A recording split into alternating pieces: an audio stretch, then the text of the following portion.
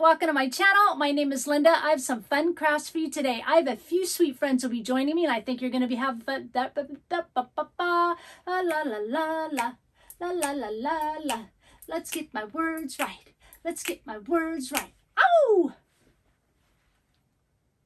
Hey there, welcome to my channel. My name is Linda. I have some fun crafts for you today. I also have a few sweet friends who will be joining me. I can't wait to explain those details a little bit later. So what are we waiting for? Let's get started. Today we'll be working on some Rustic Farmhouse Christmas crafts, so let's move right on in with project number 1. For this project, I have some fabric here. This one and this one that we're going to start out with. Now this back one is kind of like a grain sack type fabric. I got it off of eBay. This is the only piece I had. I actually wished that it was a little longer. It's about 30 inches long and about 11 inches wide. I wanted it, about another 3-4 inches. So my solution to this was to bring in this fabric, coordinate really nicely. I'm going to fill the whole inside. I'm going to use this whole piece. So this is about 36 inches long, and then of course about the 11 inches wide. And I'm just going to elect to put the whole thing inside and kind of make it like a double layer bag. Now you could just take part of it, like 5 inches or so, however long you want, and just attach it to each side at the top of the bag versus using a whole big chunk of fabric like that. And then I'm using this little piece of fabric that's about a 9x9. Now I'm going to add a design on the front of this piece of plaid fabric, but I can't add it on after I've sewn my bag together. I've got to put it on first onto this first layer of fabric here, and then I can sew it together. If you're a gluer, you can just glue this part down anytime. I do have 2 printables for you for this, 2 different designs. The link will be in the description box below to my blog. I have printed this onto some fabric using my inkjet printer. There will also be a link to a video there, quick short video that shows you how to do that if you want to do that process. It does work with inkjet and laser printer. Okay, now for this particular first design, this is what I was going to go with, and I put these little 25-pound different sizes at the bottom because originally as I tie my bag at the top, I was going to make a cute little tag there. And then I decided, wait, I want to cut a deer with my laser printer. So I brought in a second printable like this, and I put the 25 pounds in the middle, and then I just cut me out a deer using my laser printer, of course. And you can find deer, wood deer and that kind of thing in shops, Dollar Tree. I don't know if Dollar Tree has them. Walmart, I think, has them with ornaments and stuff like that. So you have a couple of options here. Okay, so with the deer or without the deer. All right, so I'm going to go ahead and peel this one off, and then I'm going to cut it smaller off camera. I cut it down to about a 7x8, and then I decided I wanted to lift it up a little bit off of that plaid fabric. So I'm cutting a piece of batting to fit under this design. This, of course, is optional. Get both sides cut here, all 4 sides really, and then of course I'll get it placed down, and then off camera I'm going to go ahead and sew around the perimeter of this fabric, and here it is done. I sewed around it twice. Now before I sew the outer edge off camera, I'm going to bring in my vintage photo distress oxide ink and my little finger dauber, and I'm just going to ink up around the writing and stuff here just to kind of give it a little bit of shading to help the writing kind of pop up, dirty up the bag a little bit like it's been well used. And then once I'm satisfied with that off camera, you can see here to the right, I've sewed that portion onto the outside of the bag. Now we're going to take our 2 pieces of fabric and we're going to flip it wrong side out. Now I'm going to kind of spot glue that inner layer of fabric to the outer piece of fabric. If you're a gluer, glue it together really well. You want both fabrics adhered all the way around. I usually just spot glue because I don't have to pin as much before I go to sew. All right, so once we've got that all glued together or spot glued, then gluers, you're going to glue down the side. Now, if you look at the upper right near the fold, see how those 2 fabrics are open there? You don't want that because when you're just gluing these sides together, that's not going to be glued together. Your bag's going to be flopping around on the inside, your fabric there. So that's why make sure all your edges are glued down of that secondary fabric to that primary fabric. Now, as a sewer, I'm coming down both sides of my fabric, top to bottom, and getting that sewn together. And that is, of course, going to adhere both of my fabrics together and not leave any loose openings. All right, so now we're going to turn it right side out. Obviously. Now, I want my bag to like sit upright. Okay, so I'm going to show you something here. You could just totally leave it like this. You do not have to do what I'm going to do on the bottom, but I'm going to kind of square off the bottom. I'm going to show you how to glue or sew that option. If you're a gluer, you're just going to poke it in at the corner at that bottom right there. Just poke it like I did. Pull your bag nice and taut so it's nice and smooth there, and then you're just going to come and add glue in that whole entire space in there, that whole triangular space. All right, now I'm going to measure this for you just so you know. It's about 1.5 inches wide, that little straight line there. And then the other side, you're going to do the same thing. Poke it in, measure it so it kind of matches the other, and then you're going to glue that whole inner triangle, not just the edge, glue all the way into the inside. Now I'm going to just pin it here so I can flip it inside out and show you. So it's going to look funny because it's pinned. But what's going to happen is when you pull it out, you're going to have these, stiff glued triangles, right? So you're just going to glue those down, those whole triangle sections you glued, add some glue on each one, and then push them down toward the bag and glue them down just like that. Okay? And then you're done. Now as a sewer, we're going to start the opposite. Our bag is inside out. We're going to pull it out to the side from the bottom of the bag. We're going to pull it out to the side and kind of make like a little triangle form and then pin it. And we're going to sew it right across there. I'll show the other side. Kind of get your finger in that little point there and then pull out the edges to create a little triangle. Pull it out so it's nice and flat. Pin it and then just sew it right across there. And I probably sewed it about 3/4 inch down. All right, and you just sew across one side, and then I'll flip it over, sew across the other side. And now above that sew line, you're going to add glue and push it toward the bottom, just like that. All right, and then once that glue is all set up, then you can flip it right side out. Okay, and it looks really nice. See, our little seams are all sewn or glued, looking beautiful there. And now our bag will sit up on its own. I'll show you that in a minute. Now, I'm going to add a little stitching at the top. Before I do that, though, those of you that might be gluers, if you glued and you notice there's a little space here, you might want to go ahead and just kind of glue that down nicely. You don't have to, because it might add a little texture when you close your bag. But if you notice that and want to glue it down, you can. I just wanted to show you that because mine was open a little bit too. I just left it.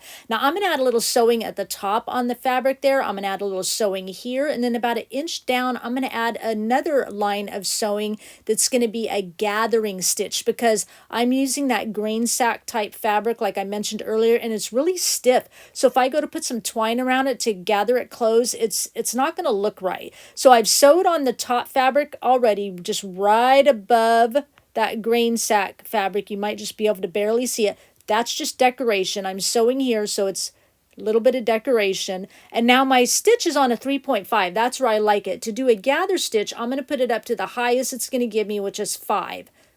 Okay, and then I'm going to come down about 1 inch below where I did that little decorative stitch. And then this is all optional. And then I'm just going to sew all the way around.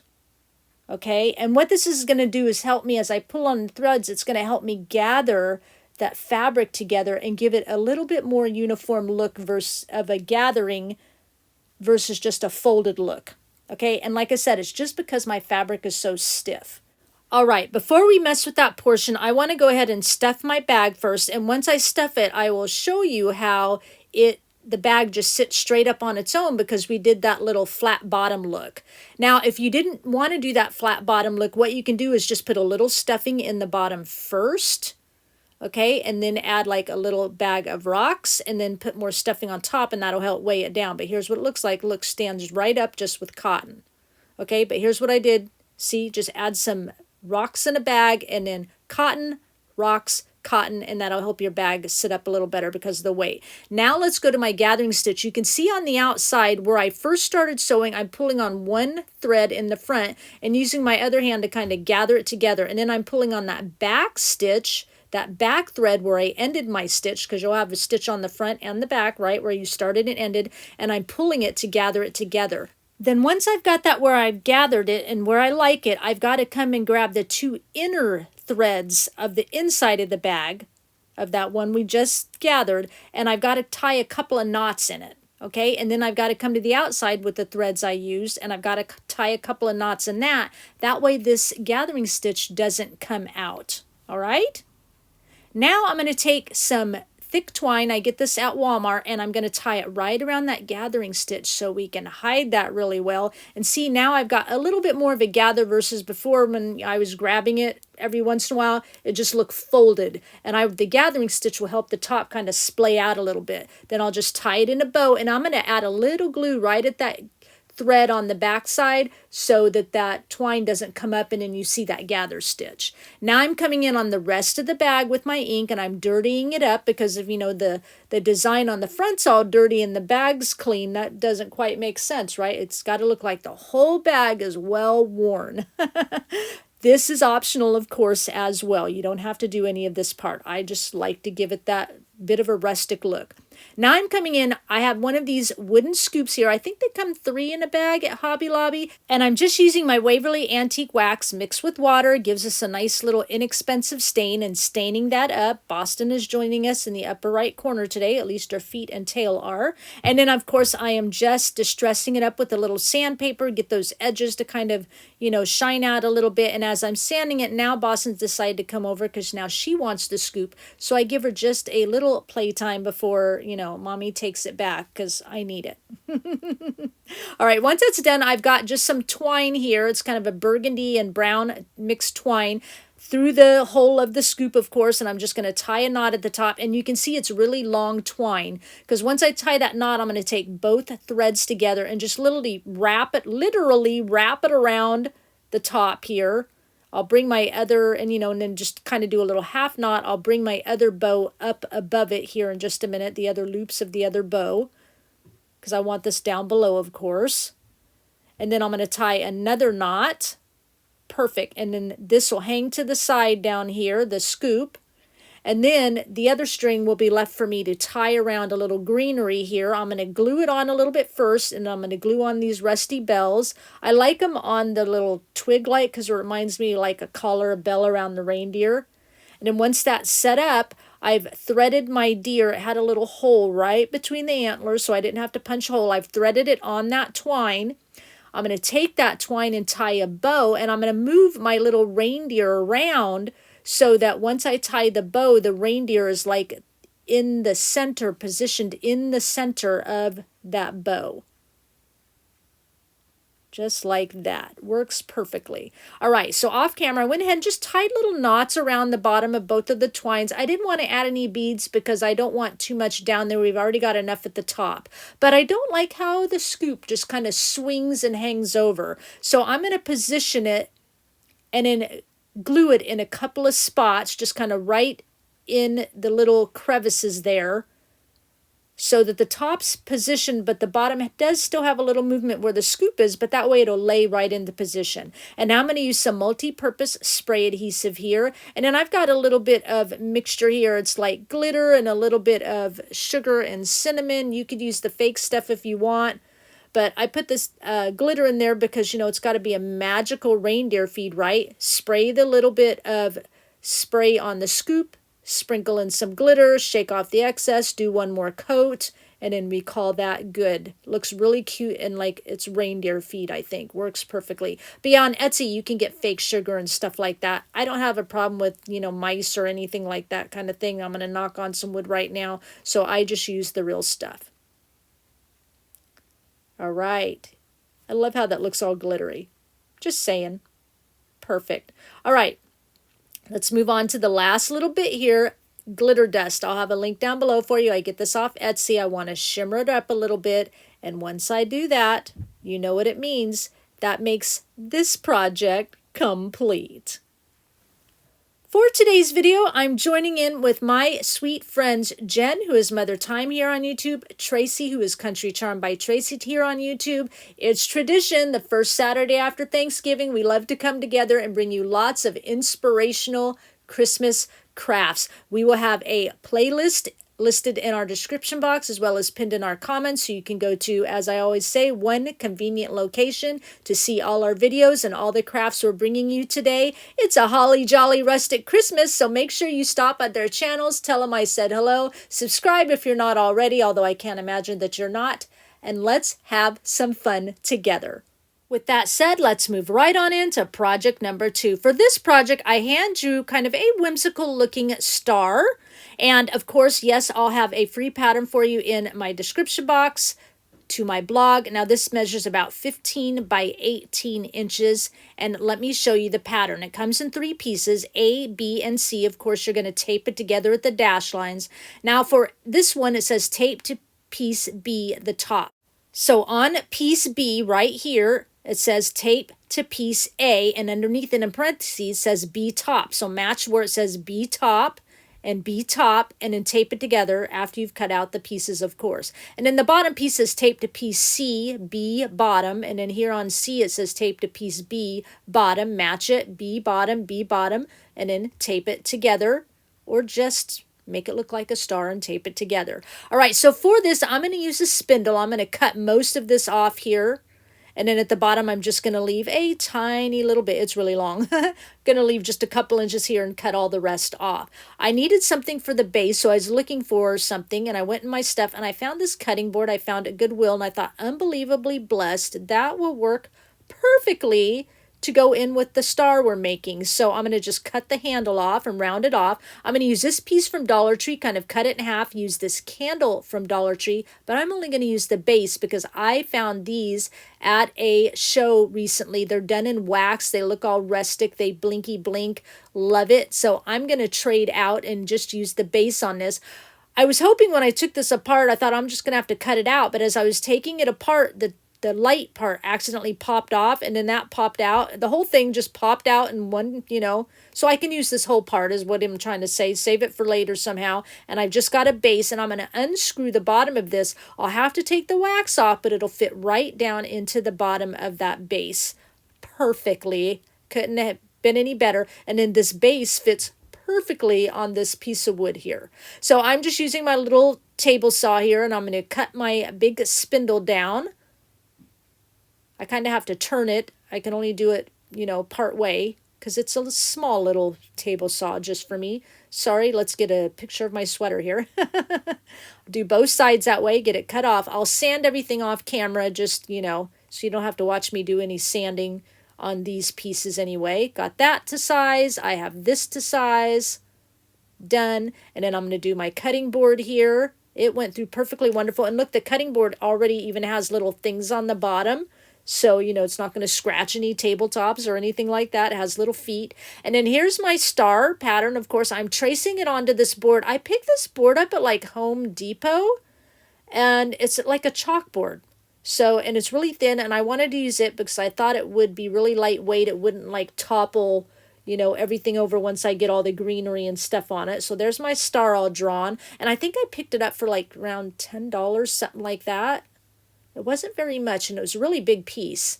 I'm using about half of a piece here. And then, of course, I'm just using my jigsaw here, and I'm just going to show cutting a little bit of it because I have to get at some weird angles, and I just couldn't situate my camera right to be able to show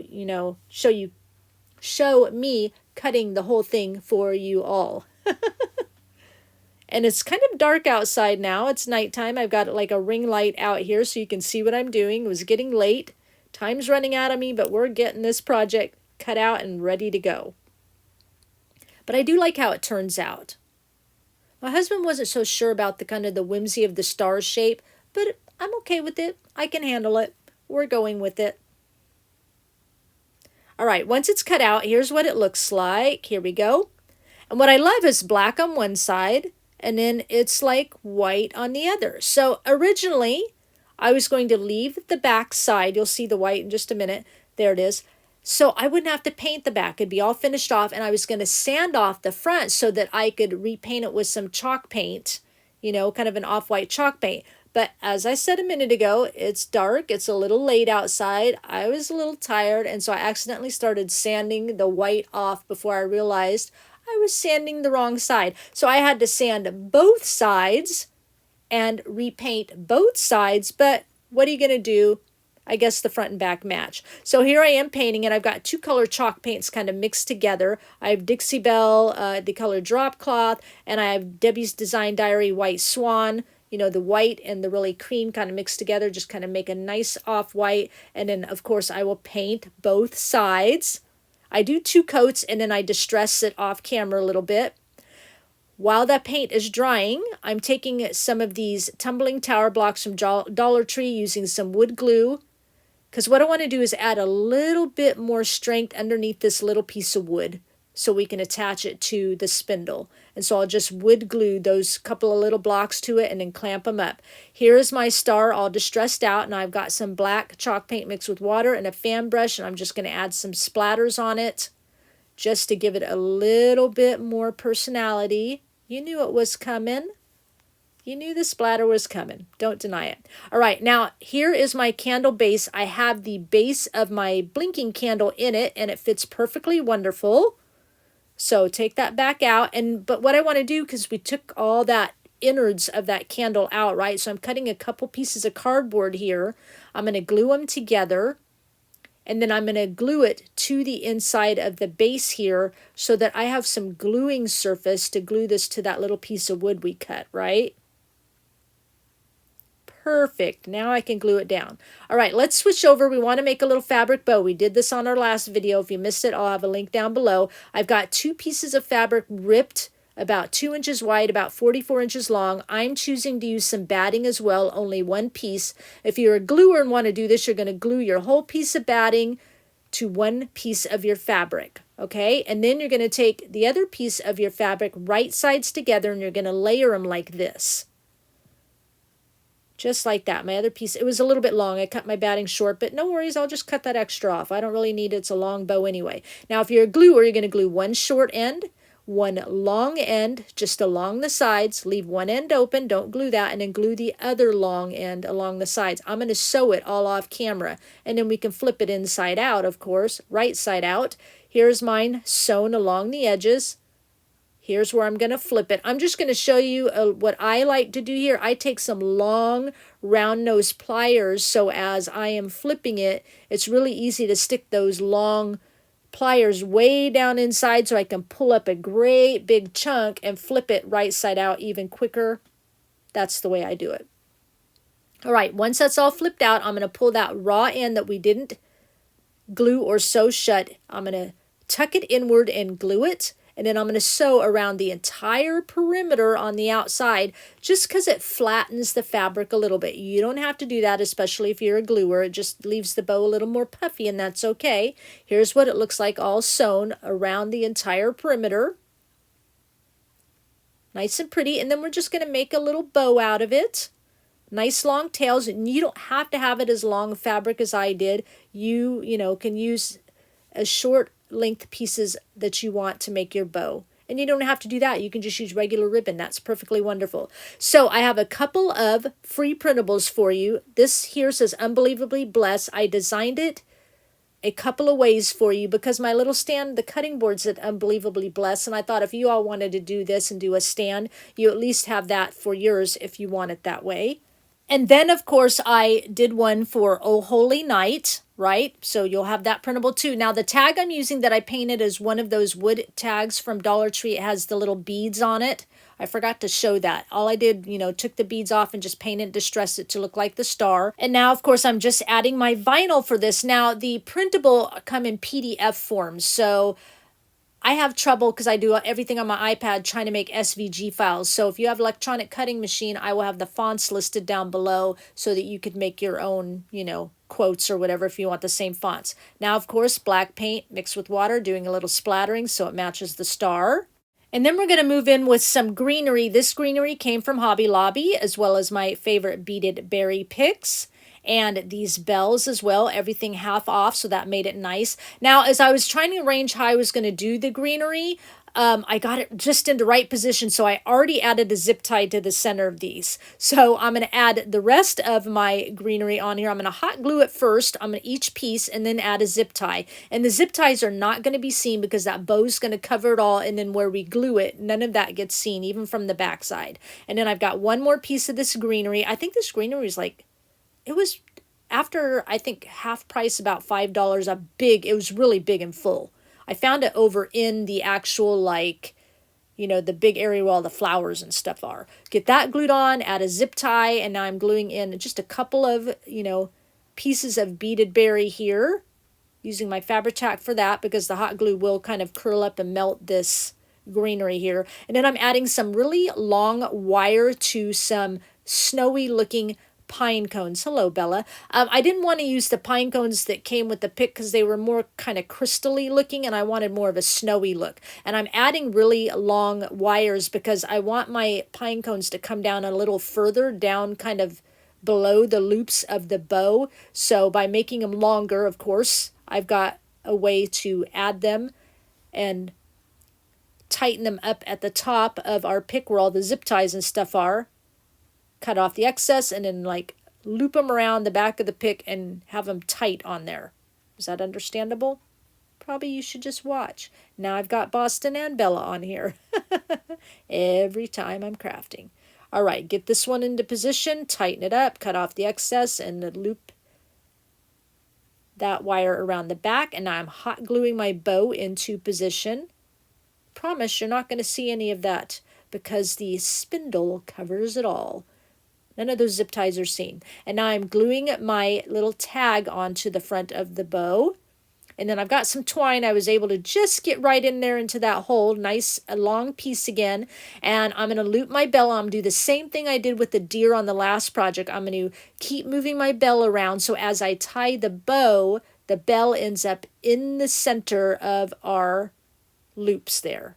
Perfect. All right, so let's move on to our stand. I sweet talked my husband into doing it for me. So he just wood glued and added 4 screws to secure the cutting board to our spindle for our base. And he put the spindle back just a little bit further, so in case if it's top heavy. And in this piece, he wood glued that too, but he used these like double-ended screws and was able to like tap it into the wood. And in the star, he just nailed it in. And here's the 3 nails, 1, 2, 3. I just painted black over them to look like the splatter. Dun, dun, dun, dun.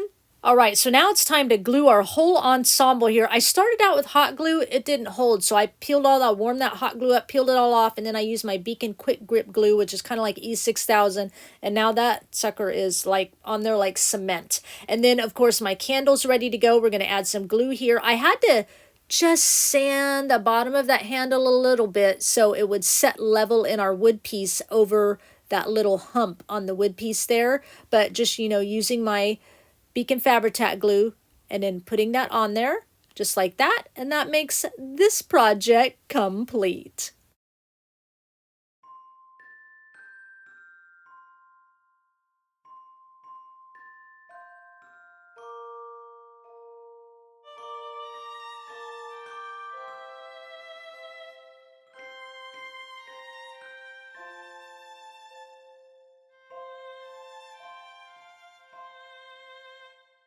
So I hope you enjoyed both of these projects today. One couldn't be more different than the other. We're talking about, magical feed for reindeer and, the night Jesus was born, oh holy night, one on one side, one on the other, but all together it makes for a fabulous celebration, right? Please leave me a comment down below and let me know which project was your favorite. Please give this video a thumbs up because, as you know, it really does help my channel to grow. And if you walked in here for the first time, maybe you came over from Jen or Tracy's channel, you're just checking things out, you're digging what you saw, welcome. But before you click off, make sure you hit that subscribe button and notification bell so you don't miss out on another video from me. Thank you, Jen and Tracy, for collaborating with me today. I always love when we get together. We kind of have, our 2 to 3 times a year collaboration. I don't think it gets old for anybody because it's always new, it's always fresh, it's always fun. I have such a fondness for both of you in my heart. I just love you both to death. And I don't know if to death even sounds good, but I'm saying it anyway. I love you both to death. Can't wait for our next collaboration. Remember, if you want to go check out Jen and Tracy's Christmas crafts for today, the link to the playlist will be in my description box as well as pinned in my comments. And like I said earlier, I don't think there's anybody here that doesn't know them, but if you don't, make sure when you head over to their channel, tell them I said hello, push their subscribe button. You'll be glad you did. With that said, I'm going to leave you with one final thought. Try to find something to be thankful for in every situation. God wants you to live your life in the best way possible. When you work hard with what God has given you, when you follow His design for your life, when you give all you can with the talents and gifts He has instilled in you, you are fulfilling God's design and function in your life. You are doing what God created you to do. Try to live your life with joy, knowing that God's heart will always be open to you. Live your life with joy, knowing that God is fully trustworthy, fully faithful, and fully kind. Trust Him for everything He has done and will continue to do in your life.